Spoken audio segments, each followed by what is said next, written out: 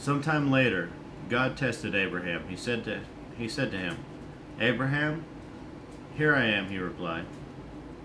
Then God said, "Take your son, your only son Isaac, whom you love, and go to the region of Moriah. Sacrifice him there as a burnt offering on one of the mountains I will tell you about."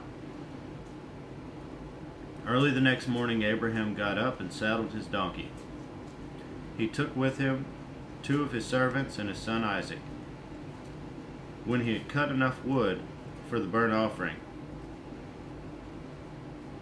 he set out for the place God had told him about. On the 3rd day, Abraham looked up and saw the place in the distance. He said to his servants, "Stay here with the donkeys, while I and the boy go over there. We will worship, and then we will come back to you." Abraham took the wood for the burnt offering and placed it on his son Isaac, and he himself carried the fire and the knife. As the 2 of them went on together, Isaac spoke up and said to his father Abraham, "Father?" "Yes, my son," Abraham replied. "The fire and the wood are here," Isaac said, "but where is the lamb for the burnt offering?" Abraham answered, "God himself will provide the lamb for the burnt offering, my son." And the 2 of them went on together.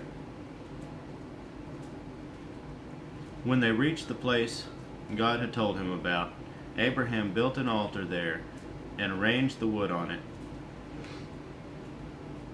He bound his son Isaac and laid him on the altar on top of the wood.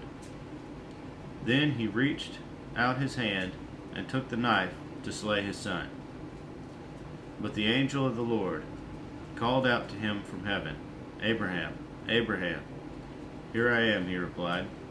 "Do not lay a hand on the boy." He said, "Do not do anything to him. Now I know that you fear God, because you have not withheld from me your son, your only son." Abraham looked up, and there in the thicket he saw a ram, caught by its horns. He went over and took the ram and sacrificed it as a burnt offering instead of his son. So Abraham called that place, "The Lord will provide." And to this day it is said, "On the mountain of the Lord it will be provided."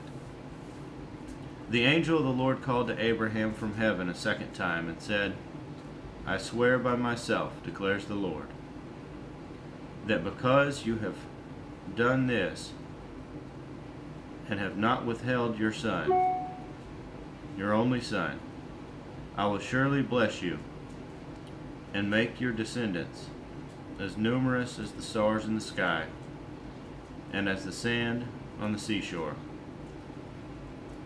Your descendants will take possession of the cities of their enemies, and through your offspring all nations on the earth will be blessed, because you have obeyed me." Then Abraham returned to his servants, and they set off together for Beersheba, and Abraham stayed in Beersheba. Sometime later, Abraham was told, "Milcah is also a mother. She has borne sons to your brother Nahor. Uz the firstborn, Buz his brother, Camil the father of Aram, Kesed, Hazo, Pildash, Jidlaph, and Bethuel. Bethuel became the father of Rebekah. Milcah bore these 8 sons to Abraham's brother Nahor. His concubine, whose name was Rumah, also had sons, Tebah, Gaham, Tahash, and Makkah.